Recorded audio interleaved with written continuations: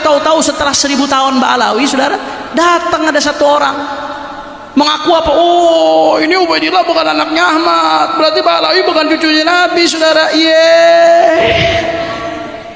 Makoli. Ya, jelas ya, saudara. Terus apa dia katakan? Walaupun seluruh dunia mengatakan Mbak Alawi adalah cucu Nabi, saya tidak akan mengatakan demikian, saudara. Wah, siapa yang butuh pengakuan lo? Jelas atau tidak? Faham? Saya tantang siapapun yang ingin melawan saya, debat 3 hari 3 malam, saya ladenin tantangannya. Saya datang ke Banten, saudara, saat itu. Begitu saya datang ke Banten, orangnya kabur. Unyil. Jelas atau tidak? Hati-hati, saudara. Hati-hati, jangan main-main. Ini urusan ta'an fi nasab. Rasulullah ancam urusan ta'an fi nasab. Saya nggak peduli, saudara. Bagi saya tadi, nasab tanpa ilmu dan amal mulia hanya akan memperberat hisab di hadapan Allah Subhanahu wa taala. Bukan untuk bela diri lah. Hasya wa kalla. Pengakuan datang daripada ulama. Yang nggak ngakuin cuma iman. Kesesatan yang Hanif Alatas itu maksud adalah bahwa nasab mereka dibatalkan oleh saya. Menurut mereka, pembatalan nasab Balawi itu adalah sebuah kesesatan. Dan menurut saya, pembatalan nasab Balawi berdasarkan data-data secara ilmu nasab dan sejarah itu merupakan amar ma'ruf nahi mungkar.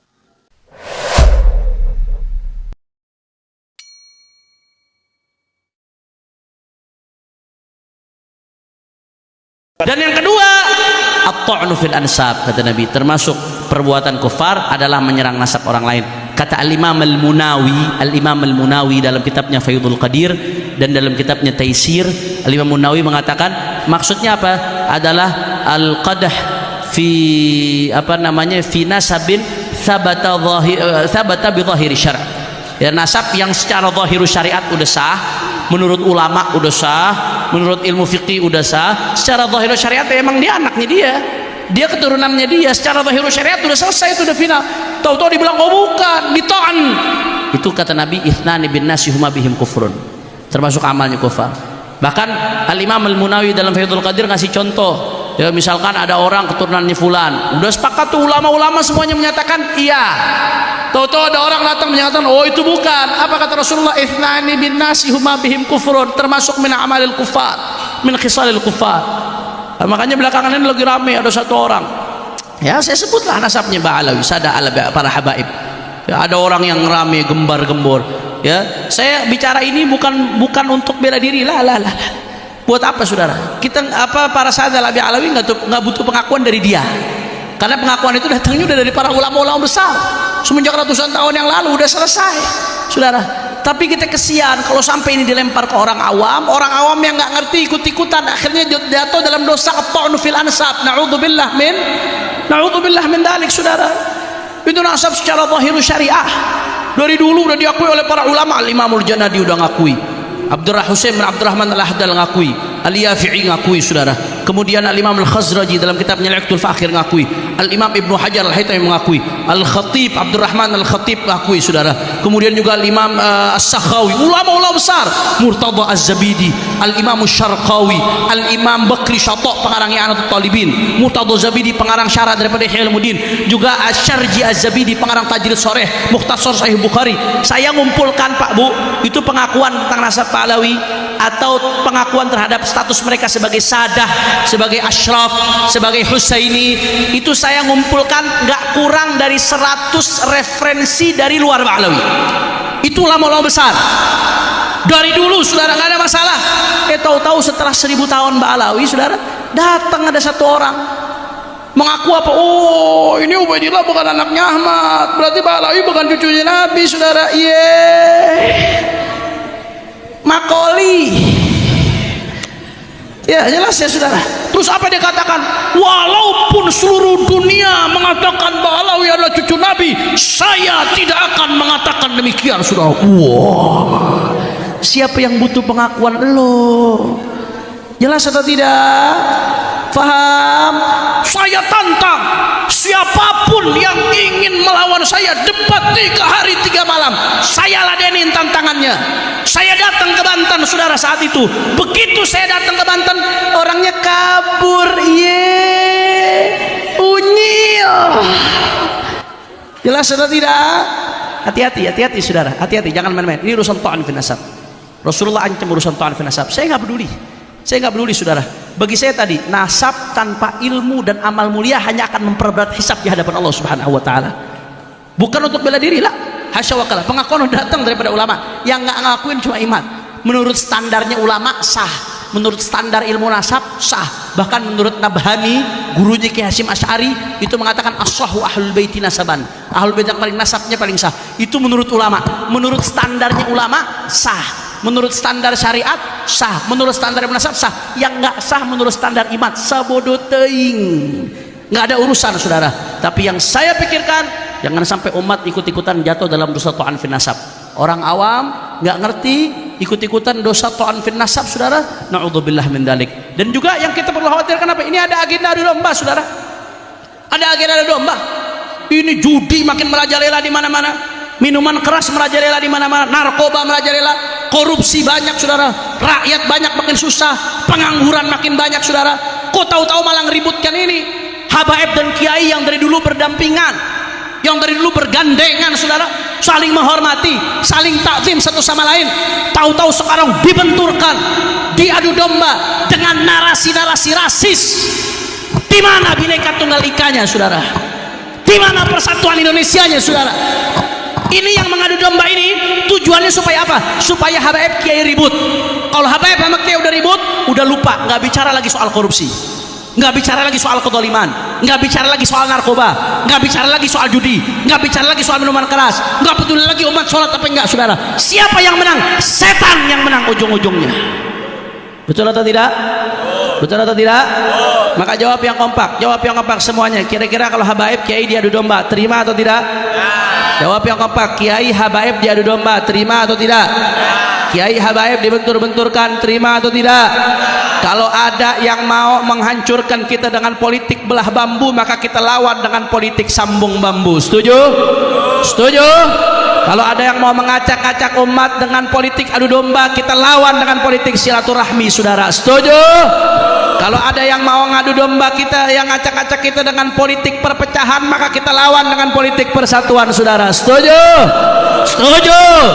Masyarakat Cirebon jawab semuanya, siap bersatu, siap bersatu, siap berada di barisan para kiai, siap berada di barisan para ajangan, siap berada di barisan para habaib, siap berada di barisan para ulama, siap jaga Indonesia, siap jaga NKRI. Semua Cirebon angkat tangannya, takbir. Sallu ala nabi. Masya Allah, ini baru pulang haji naik darah saya. Ini menarik, Mik Nasab tidak lagi menjadi sebuah perdebatan yang ramai di medsos, tetapi menjadi sebuah kajian karya ilmiah. Dan harus diapresiasi bahwa dialektika disinilah membuat sebuah hasanah pemikiran keislaman. Baik Kiai, buku yang Hanif Alatas CS di situ ada tentang menjawab, kalau tidak salah, mengkritisi tentang kesesatan Imaduddin. Nah, itu kira-kira jawaban Kiai di sini apa ini? Ya. Jawaban bocorannya. Kesesatan-kesesatan yang Hanif Alatas itu maksud adalah bahwa nasab mereka dibatalkan oleh saya. Menurut mereka pembatalan nasab Balawi itu adalah sebuah kesesatan. Dan menurut saya pembatalan nasab Balawi berdasarkan data-data secara ilmu nasab dan sejarah itu merupakan amar ma'ruf nahi mungkar. Agar orang-orang semacam Balawi dan kelompoknya yang mengaku sebagai keturunan baginda Nabi tanpa terkonfirmasi oleh kitab-kitab nasab dan kitab sejarah adalah hal yang sangat memalukan di dalam peradaban keislaman mulai dari 895 Hijriah sampai saat ini. Dan ini harus dihentikan. Itulah yang disebut oleh Hanif Alatas sebagai sebuah kesesatan. Karena persatuan pun menurut Hanif Alatas dengan antara kiai dan para habaib adalah ketika para kiai itu mengakui nasab mereka tanpa syarat. Apabila kiai dan ulama-ulama Nusantara tidak mengakui nasab mereka tanpa syarat, berarti para kiai dan ulama itu tidak menginginkan persatuan. Itulah nama apa arti persatuan menurut Ba'lawi, itulah arti apa namanya kesesatan menurut Ba'lawi. Sesuatu yang didefinisi sendiri kemudian diklaim sebagai sebuah kebenaran yang harus diikuti oleh orang lain. Dan saya kira masanya sudah selesai untuk Ba'lawi semua itu.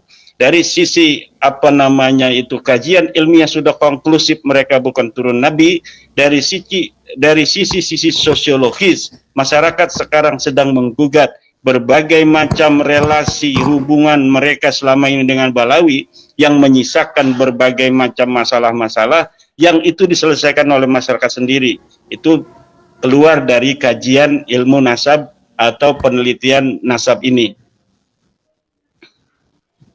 Baik, Kiai, ada lagi bahwa apakah di buku itu juga diterangkan siapa sebenarnya apa Ubaidillah dan putra siapa? Kemarin saya wawancara dengan apa namanya Kiai dari Madura bahwa ada sebuah kitab yang mengatakan ada nama Ubaidillah yang tersambung ke apa pendiri dinasti Fatimiyah, yaitu Ubaidah bin Ma'mun kalau tidak salah ya. Apakah di situ juga dibahas ini Kiai?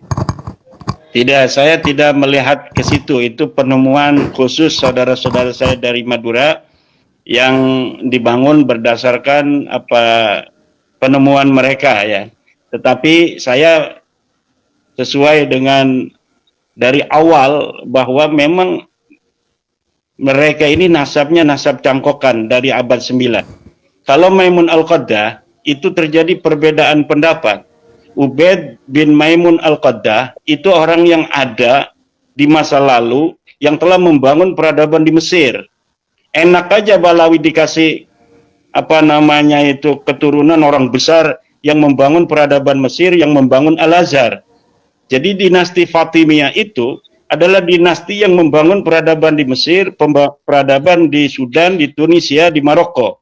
Apabila penemuan saudara-saudara saya dari Madura itu benar, itu alangkah luar biasanya walaupun terjadi perbedaan pendapat terkait dengan apa namanya afiliasi ideologi yang berbeda.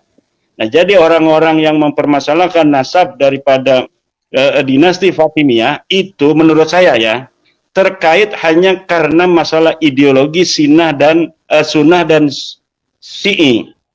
Jadi bukan terkait dengan esensi sebenarnya dari perdebatan nasab. Toh dari apa namanya itu para kalangan sejarawan ini terjadi perbedaan pendapat sejak masa lalu. Seperti Al-Muqrizi, seorang sejarawan itu mensahihkan nasab Maimun Al-Qaddah. Kemudian Ibnu Khaldun, sejarawan yang sangat terkenal, juga itu mensahihkan nasab Maimun Al-Qaddah. Itu terjadi ikhtilaf. Jadi nasabnya dinasti Fatimiyah itu jatuhnya kepada nasab mukhtalafun fi, nasab yang ikhtilaf. Nah, tetapi nasabnya Ba'lawi ini sama sekali tidak masuk dalam kategori nasab yang mukhtalafun fi. Dia adalah jelas-jelas nasab maudhu'un, nasab yang palsu, dipalsukan, dan saya mengetahui wadi'u, orang yang memalsukannya, kapan dipalsukannya, dipalsukan, dicantolkan kepada siapa, dan kepada siapa sebelum orang yang dicantolkan terakhir ini Ba'lawi dicantolkan. Sebelumnya itu saya sudah dapat mengetahui. Jadi saya menghargai dari kerja keras saudara-saudara saya dari Madura yang menemukan menurut mereka Al-Janadi dalam As-Suluk itu telah memberikan kode rahasia bahwa sebenarnya Ba'lawi ini keturunan dari Maimun Al-Qaddah. Itu menurut teman-teman saudara saya dari Madura, tetapi saya belum melihat itu gitu. Oke, baik, luar biasa ini, makin dinamis itu ya, apa kajian nasab ini. Jadi saya ingatkan juga kepada pemirsa yang tertarik dan saya meyakini bahwa kajian buku yang dilakukan oleh Kiai Imad sangat komprehensif. Saya bukan dalam promosi, tetapi lihat dari kajian-kajiannya lebih komprehensif. Berarti ini juga di dalam buku itu kompilasi-kompilasi tulisan terdahulu Kiai Imad ya, dimasukin ke situ. Iya, agar apa? Agar ada sebuah ketersambungan narasi yang dari awal belum mengikuti, kemudian dengan membeli buku ini, dia akan dapat mengetahui, oh narasi-narasi sebelumnya seperti ini, gitu. Oke, baik. Inilah yang dikatakan oleh Kiai Ubadillah bahwa hasanah pemikiran jangan berhenti. Kajian nasab adalah pemantik bagaimana dialektika hazanah pemikiran keislaman di Indonesia khususnya itu semakin berkembang.